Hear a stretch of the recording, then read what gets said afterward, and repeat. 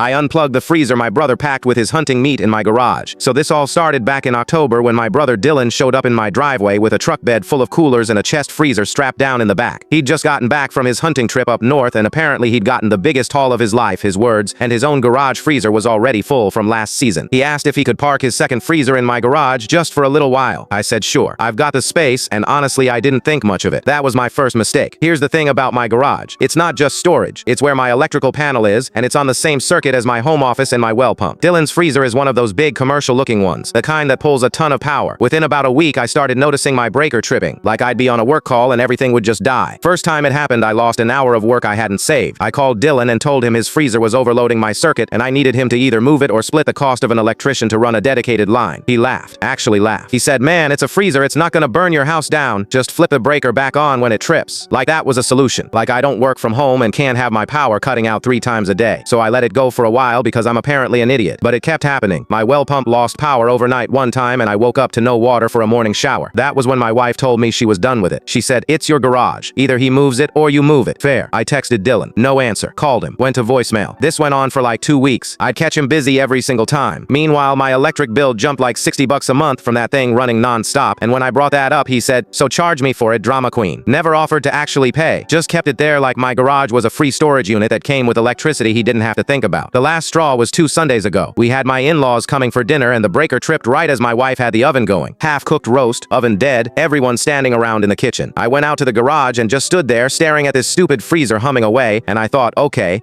I unplugged it. Then I coiled the cord up and set it on top so it wouldn't be obvious it was even plugged in to begin with. And I sent Dylan one text. "Freezer's off. Circuit can't handle it. Come get it or figure out storage. You've got a few days before it's a problem." That's it. Read receipt on. He read it. Didn't respond. 4 days later, my phone blows up at 11 p.m. 14 missed calls. I call him back and he's screaming. Turns out he finally drove over to grab some venison for a cookout and opened a freezer full of thawed, dripping, ruined meat. Every steak, every roast, every pound of ground he'd bragged about. Gone. He goes, "Do you know how much that meat was worth? That was my whole season. You let it rot on purpose." I said, "I told you the circuit couldn't handle it in October. I told you again in November. I texted you 4 days ago that it was off. You read it." He goes, "You should have called me. You should have kept trying till I answered." And I just said, "I did call you. For 2 months. You called me a drama queen." So I stopped being dramatic and I just flipped a switch. He said I owed him $1,200. I told him to send me the $60 a month he owed me first and we'd talk. He hung up. Now the family group chat is on fire. My mom's saying it was cruel and I could have just reminded him. My aunt's calling me spiteful, and every one of them conveniently leaves out that I asked and warned and begged for 2 solid months while he treated my house like his personal utility he didn't have to pay for. My wife's response was to screenshot my original October text and drop it in the group chat with no caption. He hasn't shown up to move the freezer yet. It's still sitting in my garage, unplugged, and I'm not touching it.